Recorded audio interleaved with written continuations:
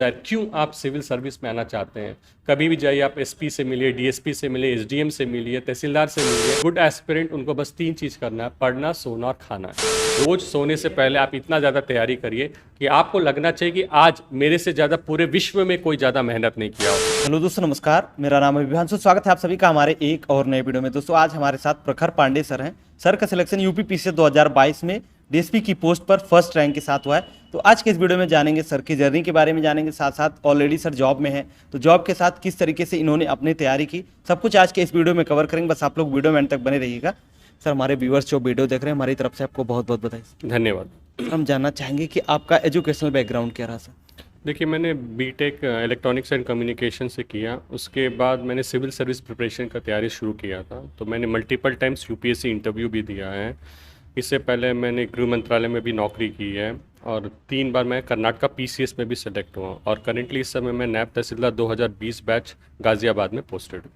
तो सर, जैसे कि आप ऑलरेडी जॉब में थे, तो जॉब के साथ आप अपना टाइम कैसे मैनेज करते थे? क्योंकि ये जॉब, जिस जॉब में आप हैं, बहुत हेक्टिक जॉब है, काफ़ी टाइम यहाँ पर देना पड़ता है। तो किस तरीके से अपना टाइम मैनेज करते थे? या नो डाउट, क्योंकि बैलेंस करना बहुत ही ज़रूरी हो जाता है, क्योंकि जिला प्रशासन की नौकरी में बहुत ही सारे चैलेंजेस रहते हैं। लेकिन ओवरऑल मेरे सीनियर्स का बहुत ही ज़्यादा सपोर्ट रहा है और खासकर इवनिंग के समय जब ऑफिस के आवर्स के बाद आके मैं तैयारी करता था। और एक बार एक्यूमुलेटेड नॉलेज का बेस अगर आपका अच्छा से बन जाता है तो ड्यूरिंग जॉब भी आप उसको तैयार कर सकते हैं।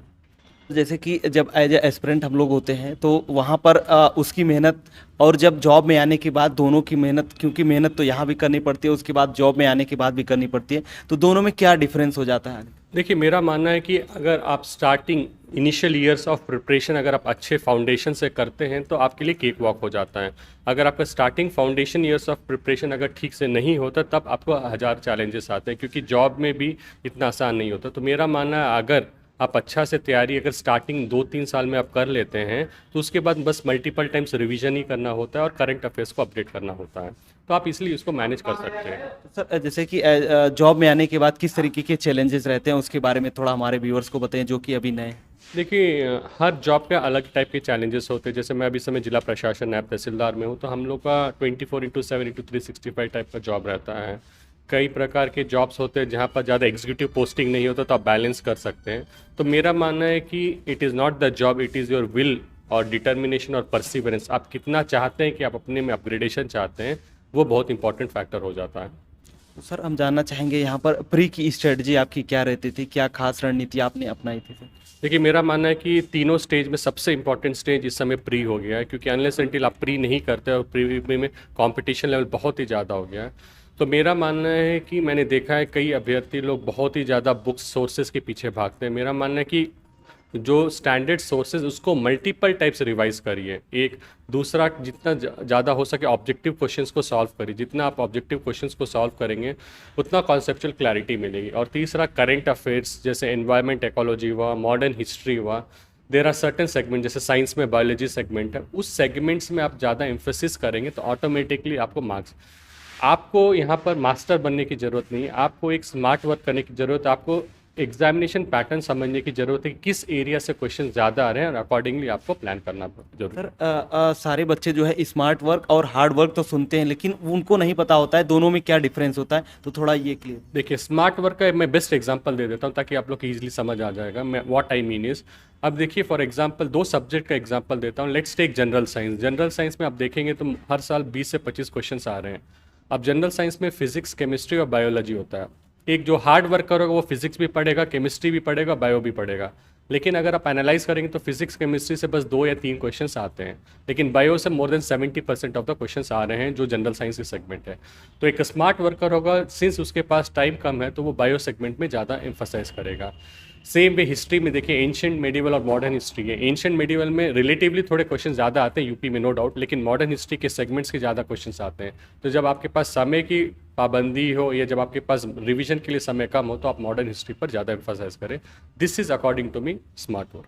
और यहाँ पर एनसीईआरटी का कितना बड़ा रोल रहता है, खासकर ये पीसीएस, यूपी पीसीएस की बात करें? देखिए, एनसीईआरटी एक फाउंडेशन बेस है, नो डाउट एनसीईआरटी बहुत इंपॉर्टेंट हो जाता है। देखिए, जब आपका फाउंडेशन स्ट्रांग हो जाता है, फॉर एग्जांपल अगर मुझे लेजिस्लेटिव, एग्जीक्यूटिव और जुडिशरी का डेफिनेशन ही नहीं पता है, अगर मैं डायरेक्ट लक्ष्मीकांत पढ़ रहा हूँ तो मुझे समझने में बहुत दिक्कत आती है।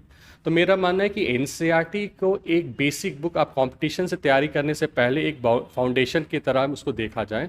और नो डाउट अगर आपका एनसीईआरटी अच्छा से कवर हो जाता है तो आपको जो स्टैंडर्ड बुक पढ़ने में बहुत आसानी हो जाती है और स्टैंडर्ड बुक समझने में भी आसानी हो जाती है। और सर न्यूज़पेपर डेली पढ़ना या फिर मंथली मैगजीन पढ़ना कितना इंपॉर्टेंट होता है?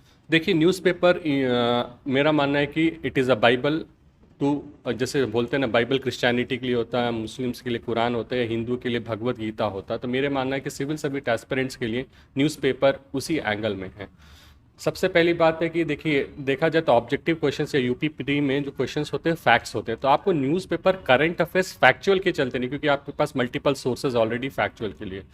मेरा मानना है कि आपको न्यूज़पेपर आपको कॉन्सेप्चुअल क्लैरिटी के लिए, डिस्क्रिप्टिव एनालिसिस के लिए, क्योंकि देखिए इवेंचुअली आपको जो रैंक डिसाइड होता है मेंस में, और मेंस में आप जितना डीप आंसर राइटिंग लिखेंगे, देखिए question for example women empowerment में आता है। वुमेन एम्पावरमेंट एक 5th स्टैंडर्ड का स्टूडेंट भी लिखता है और एक पीएचडी स्टूडेंट भी लिख सकता है वुमेन एम्पावरमेंट के।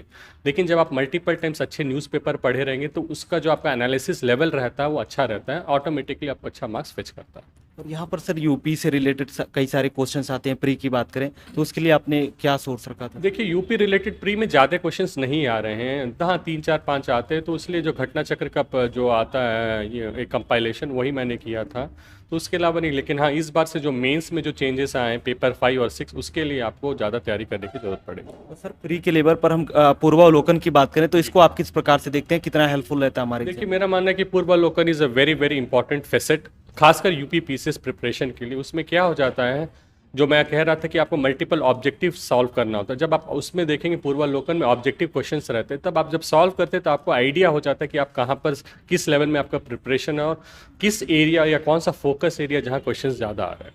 सर अभी ऑप्शनल हट चुका है, ऑप्शनल हटने के बाद जो 2 पेपर ऐड हुए हैं तो इसको आप किस प्रकार से देखते हैं, कितना मतलब कठिन हो गया है एग्जाम या फिर थोड़ा सरल हो गया? मेरा मानना है कि जो गुड स्टूडेंट्स हैं, जो हार्ड वर्किंग स्टूडेंट्स हैं, उनके अगेंस्ट कोई बायस और डिस्क्रिमिनेशन नहीं होगा। क्योंकि मान लीजिए एक बहुत ही हार्ड वर्किंग गुड स्टूडेंट है, उसका ऑप्शनल मान लीजिए फिलॉसफी, और इस बार फिलॉसफी मान लीजिए कि फिलॉसफी अच्छा स्कोर नहीं करता है, तो ऑटोमेटिकली वो एक डिप्राइव्ड सेक्शन कहलाएगा, क्योंकि यह अनलकी कहलाएगा।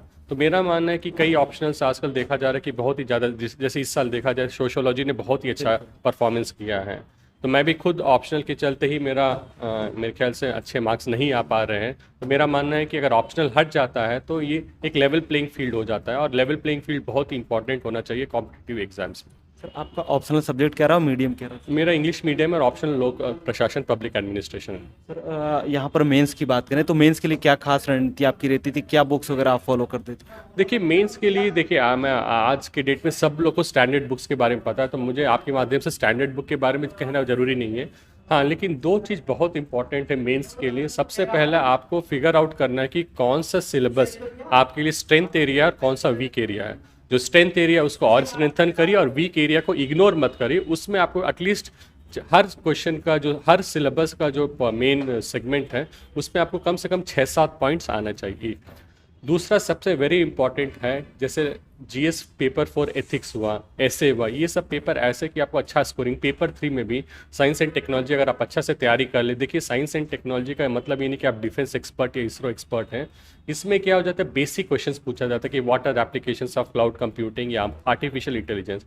तो आप नॉर्मल वे में लिखिए, लेकिन सबसे इक्वली इंपॉर्टेंट है कि आप कितना आंसर राइटिंग प्रैक्टिस कर रहे हैं, क्योंकि at the end of the day आपके पास वहाँ पर सबसे बड़ा चुनौती होता है टाइम मैनेजमेंट, और टाइम मैनेजमेंट और उसको आप साथ में क्वालिटी आंसर्स भी लिखना होता है। तो टाइम मैनेजमेंट और क्वालिटी आंसर्स के लिए आपको रोज़ 1-2 घंटा आंसर राइटिंग पर ध्यान देना चाहिए, और हो सके अगर आपके पास टाइम है तो टेस्ट सीरीज भी ज्वाइन करना चाहिए। सर आंसर राइटिंग प्रैक्टिस करने के लिए कोई आपका सुझाव या सजेशन रहेगा, किस तरीके से उसको इम्प्रूव करें, क्या क्या चीज़ें उसमें इंक्लूड करें ताकि अच्छा आंसर हमारा रहे? देखिए वेरी सिंपल, अगर जिसके पास ऑप्शन नहीं है कि कोई कोचिंग एकेडमी में जाए या कोई अच्छे मेंटर्स आपके पास नहीं है, तो मेरा मानना है आप एक न्यूज़पेपर आर्टिकल पढ़िए जो आपका स्ट्रेंथ एरिया। मान लीजिए आपको क्रिकेट पसंद है, आईपीएल आप फॉलो कर रहे हैं, आप आईपीएल का आज मान लीजिए कल मैच था दिल्ली कैपिटल्स वर्सेस केकेआर, आप उस पूरा जो आर्टिकल आया है उसको पढ़िए। उसके बाद आप अपने ही वर्ड्स में उसको लिखना शुरू करिए।